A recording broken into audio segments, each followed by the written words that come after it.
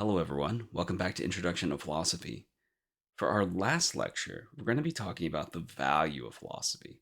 Specifically, we're going to be looking into the question, is philosophy worth doing? um, so, we're going to begin by looking at some negative responses to this question. We're going to start by looking at non philosophers, people who don't do philosophy, who are arguing that, look, philosophy is in some way an overall negative, right? It's something that is, in their eyes, not worth doing. Any kind of good that could be produced by philosophy is outweighed by the harm or the negatives that come from doing it. So there's three kinds of um, moves here that we're going to look at. The first comes out of a sort of religious opposition to doing philosophy.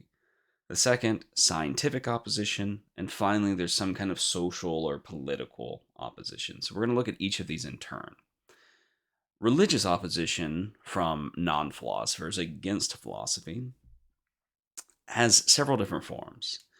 The first is that some hold that there is this natural tension between faith and reason, right? Faith, in their eyes, is the only way to the divine. It's the only way that we can actually have a genuine relationship with God or some other form of divinity.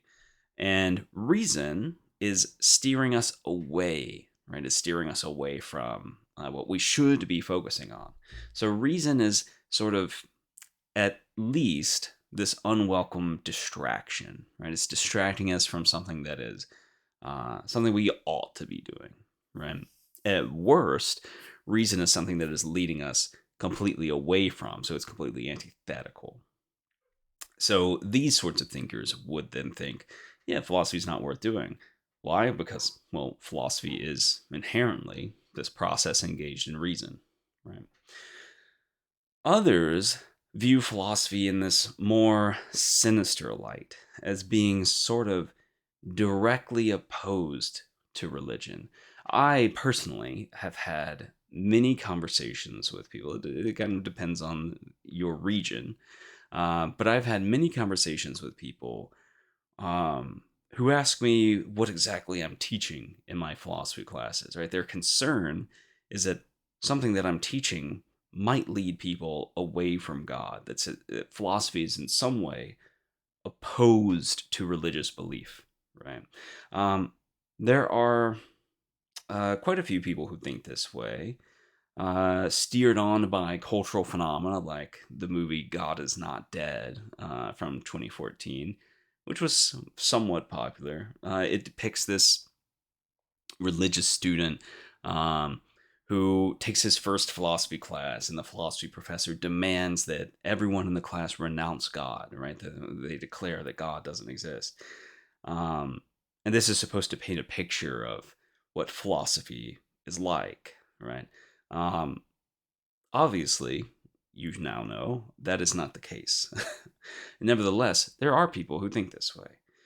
Um, so, where religious opposition to philosophy is concerned, I think that there is an interesting conversation to have about faith's compatibility with reason. Can you have both simultaneously? Is one more important than the other? Um, this is an interesting question. In fact, when we looked at the philosophy of religion earlier this semester, we briefly looked into a position called fideism, which suggests that, yeah, the only route towards having a relationship with the divine, whether that's God or something else, is through faith, is by taking this sort of leap of faith. And that reason is never going to get you there. There's not going to be anything that we can do to like prove God's existence or anything like that. This is a very interesting conversation to have. It's a philosophical conversation, and it's a very interesting one. But this idea that philosophy is somehow inherently anti religious is pretty obviously false, right? It's pretty obviously false. We've seen through this semester and this particular course that there are a lot of philosophers, great philosophers, who were religious. There's Descartes, who we talked about to great length, right? There's Berkeley, there's Kant, and this is just to name a few, right? Some of these philosophers are attempting to use philosophy to push people closer to religion. When we looked at the proofs for God's existence, right? When we looked at Pascal, when we looked at all of Aquinas's attempts to prove God's existence, these things aren't meant to lead people away from religion. In fact, it seems, if anything, they're designed to lead people towards it. In fact, Aquinas, when he is developing these proofs, the idea is not to give some kind of logical proof for God's existence. He didn't necessarily think that was possible. The goal was to sort of push people who are on the fence perhaps a bit closer to a relationship with God. So, regardless of what you think about God's existence, it seems to be pretty clear that philosophy is not inherently opposed to the idea. Right? Philosophers sure are willing to have debates about it that might make some people uncomfortable if they don't want their positions questioned, but it's not inherently opposed to the idea of religion. Lastly, some religious figures, very important religious figures, are philosophers, right? So Buddha, Lao Tzu, for example, these people just are philosophers, right? So it's obviously the case that philosophy is not inherently opposed to religion. The two can and often do run hand in hand. But what about opposition from science, right? And here, when I'm talking about scientific opposition, I'm talking more about like a community of scientists, not the practice of science itself, right? So there's we're not here investigating the claim that scientific findings are leading us away from philosophy or something like that. More like people who engage in science sometimes, not always, sometimes have objections to philosophy. So we see this from scientists like Stephen Hawking, who notoriously proclaimed that philosophy is dead. And more recently, we get Neil deGrasse Tyson, who argues that you shouldn't be studying philosophy. Why? I mean, what's the big deal? Why are these scientists opposed to doing philosophy? Generally, it's the same few reasons. First, they claim that philosophy has failed to keep up with the sciences, right? So it's just not keeping up. It's kind of this practice for an older world, right? A world that we have moved past. Um, they argue that philosophers are more interested in word puzzles, right? These kind of trivial semantics than they are truly meaningful questions, right? They aren't investigating the world in ways that scientists appreciate. They're instead engaging with this kind of wordplay that at least these particular scientists don't find to be very valuable. And lastly, there is this concern, and this you get out of Neil deGrasse Tyson especially, that philosophy is this kind of eye candy for brilliant young people, that it can sort of lead them off the path of more important inquiry, right? So these young people, these brilliant young people with so much potential, they could have gone on to be fantastic scientists and furthered like human knowledge in the sciences, which he obviously regards to be incredibly valuable. Um, but sometimes, not always, but sometimes these brilliant young minds are exposed to philosophy and get sidetracked. And what could have been will never be, right? They won't go on to produce any kind of scientific findings because they're too busy engaging in these uh, less important, by his lights, philosophical investigations, right?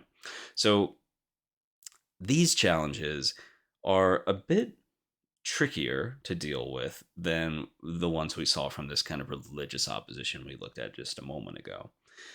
These criticisms, in fact, are the ones that I think really stick from non philosophers. So we're going to have to come back to these when we look at Bertrand Russell, who is going to attempt to argue the positive side of things, that philosophy does have value. So before we can address these, we need some kind of background, right? So just keep these criticisms in mind, um, as we get to Russell towards the end of this lecture. Okay, so moving on, the last sort of kind of opposition that we see from non-philosophers against the practice of philosophy comes from this sort of social, political sphere. The idea is that philosophy leads people to these kind of unsavory positions, um, unsavory either socially or politically. Things like nihilism, rejection of free will, the rejection of morality, postmodernism, liberalism, ideas like this, right? So there is this concern that in taking philosophy classes or in doing philosophy, you're going to in some way tarnish your mind, right? You're going to be exposed to these ideas that are in some way dangerous, and therefore we should discourage the study of philosophy, right? Um, well, as with the sort of religious opposition we looked at, we don't really have to spend a lot of time here to dismiss this particular concern. Um, it is true that doing philosophy can lead you to these kinds of positions because these are philosophical positions. Yeah, nihilism, that's a philosophical position. The rejection of free will or morality, these are all philosophical positions. Um, but what's important to note is that philosophy is not comprised merely of those positions. There are positions that oppose them. Each of these positions has a multitude of criticisms that are well respected. There are a plethora of alternatives. Um, these are not inherent to doing philosophy. It's not the case that you must be a nihilist if you're doing philosophy, pretty clearly, right? Most philosophers, in fact, are not nihilists. Most philosophers, in fact, do not reject some notion of morality. These these are in some way minor camps within philosophy. So first, it's not necessarily the case that doing philosophy is going to lead you to these positions. It will expose you to them, but that doesn't mean it necessarily leads you to them. Second, and I think the more important kind of criticism we can offer for this kind of opposition is that we need some reason for thinking that these positions are to be avoided in the first place, right? Why ought we avoid nihilism or the rejection of morality or free will? What's so dangerous about these positions? Why must we avoid them? In order to answer that question, and I'm not here suggesting that the question cannot be answered, but in order to address the question, you have to do a little philosophy first, right? So even to make this kind of mm, uh, appeal against philosophy, you've got to do a little philosophy, right? You have to give reasons for thinking that these things are bad. Otherwise, why should anyone accept what you're saying? So in that way, it's a sort of self-defeating kind of idea, one that we don't really need to spend much time discussing. But there are also philosophers who are going to offer slightly more sophisticated accounts of why we oughtn't be doing philosophy. The one we're going to talk about today is Ludwig Wittgenstein, right? So Wittgenstein is a very interesting guy. Um, he comes from the early 20th century in philosophy, where philosophy is undergoing this kind of shift away from um, continental style ideals having to do with sort of disconnected from the material kind of thinking um, into this kind of thinking having to do with uh, logic and the transformation of language and physical brute facts, right? So he's coming in right at about this time. And in fact, he's one of the main thinkers that brings about this kind of rapid transition that we see in at least Western philosophy. So he sort of shows up out of nowhere. He's like an aeronautical engineer who decides to change to start studying philosophy. Um, he completely, within a few years, changes the entire face of Western philosophy. He vanishes into obscurity, and then a few years later, returns to philosophy with new ideas, right, which are also pretty pivotal. Um, because of this break in his study, philosophers typically make a distinction between early Wittgenstein and late Wittgenstein, right? So both of these, early and late Wittgenstein, are anti-philosophical in slightly different ways. So early Wittgenstein is practically synonymous with this work of his called the Tractatus Logico-Philosophicus. Most of the time, we just call it the Tractatus. So the Tractatus is this attempt to, using a purely kind of logical analysis of language, um, describe the ways in which logic and language work, right? Um, what ends up happening in the work is that he goes through all of these steps to show here are all the things that language and logic can do, uh, only to find at the end that it's not possible for it to reflect back on itself. Right? It's not possible for language to um, be used to explain its own structure. Right? For that, we need some kind of meta language that we don't really have. Right?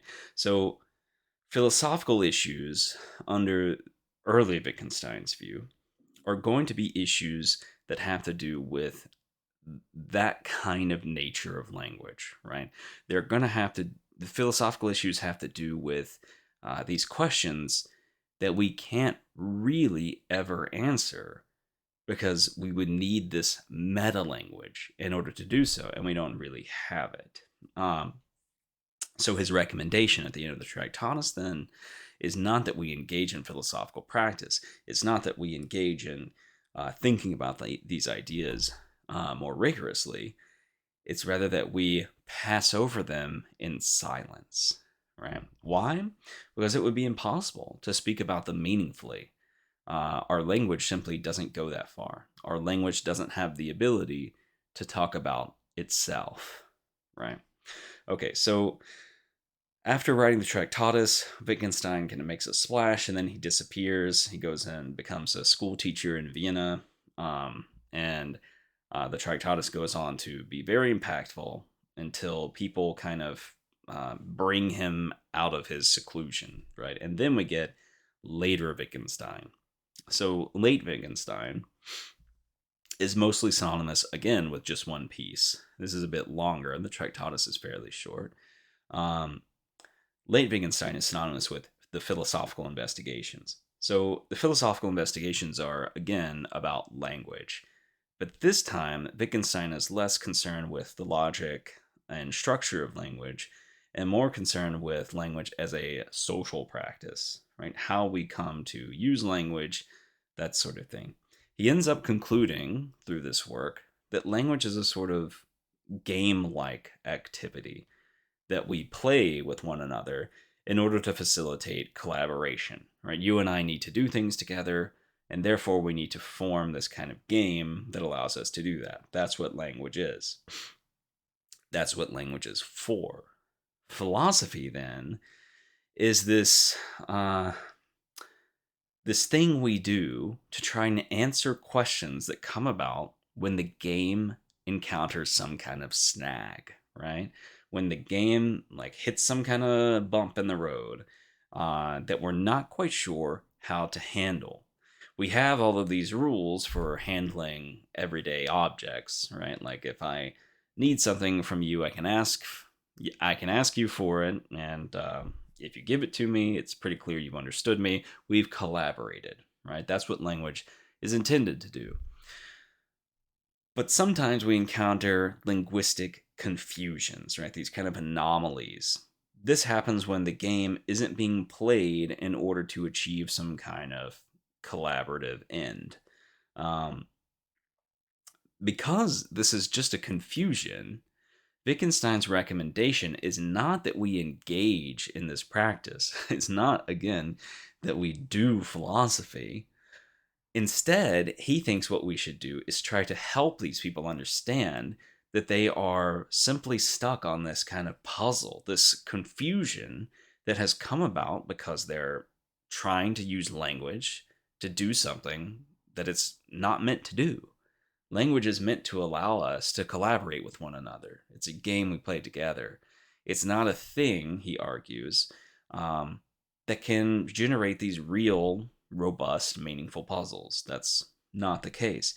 So the goal, he says, is to show this person, the would be philosopher, how to escape from their problem, how to get out of the problem, not to encourage them to study it, right? So the goal, then, once again, is not to do philosophy. Okay, so thus far we've seen some non philosophers who argue that philosophy isn't worth doing, either because it's directly opposed to something valuable, like religion or some kind of social political ideals, um, or because it somehow gets in the way of scientific progress. Um, we've also now seen from Wittgenstein in two different modes why some philosophers might think that philosophy is not worth doing. Well, now we're going to look at some defense, some professional defense of the practice of philosophy. So, the best known defense, at least that I'm aware of, comes from Bertrand Russell. Bertrand Russell, funnily enough, was the one who mentored Wittgenstein, was the one who Wittgenstein, as an aeronautical engineer, went to in order to transition into a study of philosophy. Russell could not be further from Wittgenstein's position where philosophy is concerned. In The Value of Philosophy, which is a famous piece of his, Russell gives us several reasons for thinking that we ought to do philosophy, or at least that philosophy is a valuable thing. These reasons all have a similar end in mind. Generally speaking, they're going to say or suggest that doing philosophy in some way makes you a better person. So let's see how Russell gets us here. He begins by tackling the sort of oppositions, the criticisms we saw when we looked at those oppositions from science. Remember, we looked at three different points that scientists were using to criticize the practice of philosophy. First, philosophy is not really keeping up with science. You know, it's not producing results that we recognize in the same way that science is. Two, it's pulling would be brilliant scientists away. It's distracting them, into doing philosophy instead of pursuing science. Three, it's engaged with these kind of wordplay problems rather than anything tangible, rather than anything real. Okay, so that last notion that philosophy is only concerned with trivialities, Russell says that really just depends on what you value. You can't just claim that out of nowhere. It has to depend on what you value. If you only care about material goods, like enriching your material wealth, that kind of thing, then Russell says, yeah, sure, philosophy can't help you there. It's not going to help you achieve any kind of material end. But, he argues, there's more to life than that. Life is not all about the collection, the hoarding of material things. There is more than that. Here's a quote. If all men were well off, if poverty and disease had been reduced to their lowest possible point, there would still remain much to be done to produce a valuable society. And even in the existing world, the goods of the mind are at least as important as the goods of the body. It is exclusively among the goods of the mind that the value of philosophy is to be found, and only those who are not indifferent to these goods can be persuaded that the study of philosophy is not a waste of time. So again, if you're only interested in material goods, no one can persuade you that philosophy is worth doing. But if you think things like discussions about morality, about ethics, about how we ought to structure our societies, about who is worthy of moral consideration and who is not, if you think these things are valuable, then philosophy does have something for you. And maybe those things, scientists who are principally involved with material things, are less qualified to answer, right? So, is philosophy only concerned with wordplay, with trivialities? Perhaps. If you're only interested in material goods, then it does follow that philosophy might not be very worth doing. But if Russell is right, it would be wrong to only be concerned with material goods. There are other things out there. What about results, right? It seems like scientists have been producing results in a way that philosophy has not, right? And so this could be a good reason for thinking that philosophy is this kind of old approach that's not really worth doing anymore. Well, Russell readily acknowledges that philosophers, we're not really producing results in the way that scientists are. You can look at a scientific journal and find results every day. Philosophers, you can find arguments, but not necessarily anything that we can prove, right? Um, Russell says this partly because anytime philosophy does produce some kind of definite result, it ends up becoming a science, right? Philosophy is generally considered to be, or at least it used to be considered, like the mother discipline, right? The discipline that all these other disciplines emerge from. So physics, astronomy, psychology, all of these things at one point were under the branch of philosophy. Right? It's when the the methods employed for these kind of investigations become more rigorous that they seem to escape from the mother, right? That they sort of take on their own identities.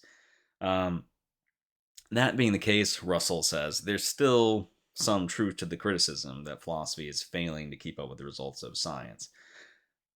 But Russell makes this interesting move in claiming that that is actually a virtue of philosophy rather than a negative, right? He argues that philosophy, in doing philosophy, you do arrive at a certain degree of uncertainty, but that uncertainty um, is very important. In fact, he thinks it's probably the strongest or the most important thing you can get out of doing philosophy. He thinks that philosophers, generally speaking, are interested in these questions that are so profound that we're always going to have some uncertainty where they're considered. Okay, so why does he think that uncertainty is so valuable, right? Uncertainty as a result, right, doesn't seem to earn us very much on the face of things. So why does he think that philosophy producing uncertainty as a result is somehow good enough as a defense?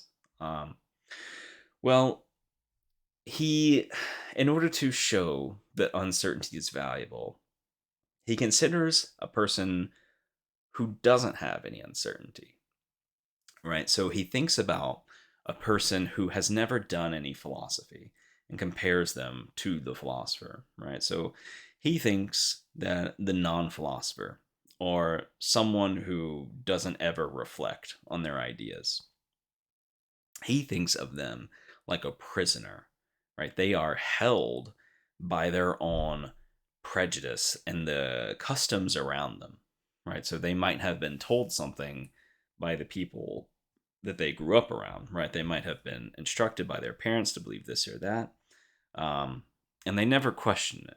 Right? They never engage in any kind of rational reflection. Because of that, he says, they're something like a prisoner to those ideas.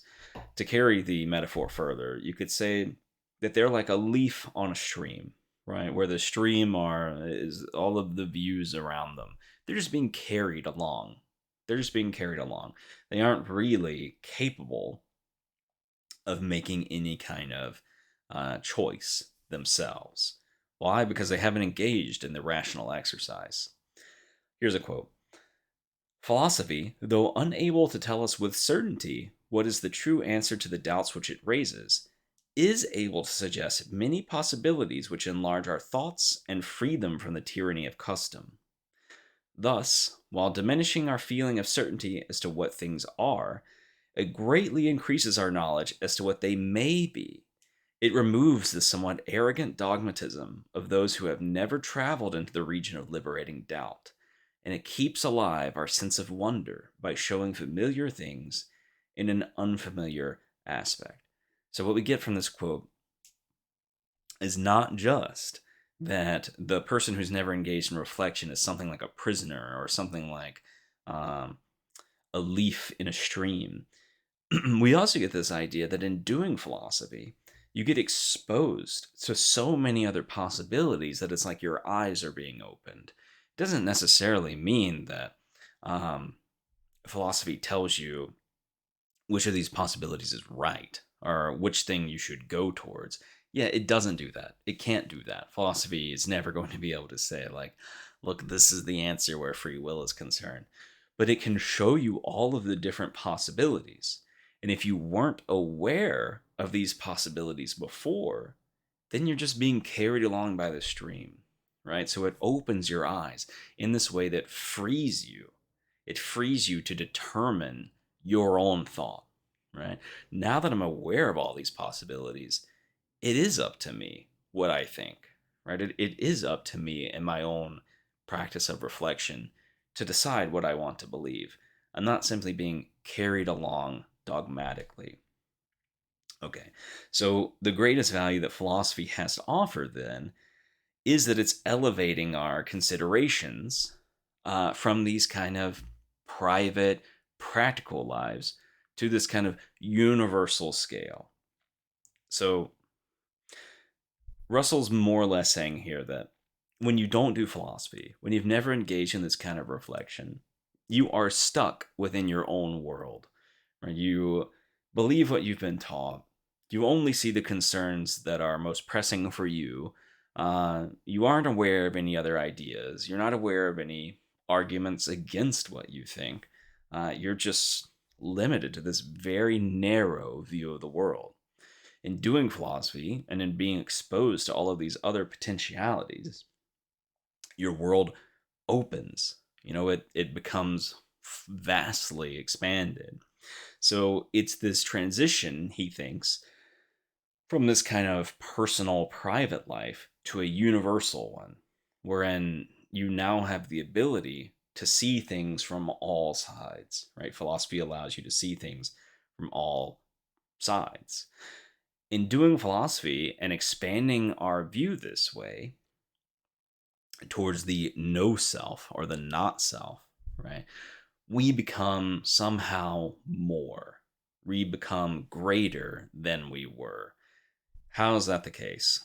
Well, Russell thinks that this kind of philosophical contemplation allows us to regard other things with impartiality, right? So, in practicing philosophy, in doing this kind of rational reflection, you're expanding your awareness to all of these other possibilities. What comes as a consequence of that? Well, you're much more careful. You're much more careful when you're declaring what you believe and what you don't.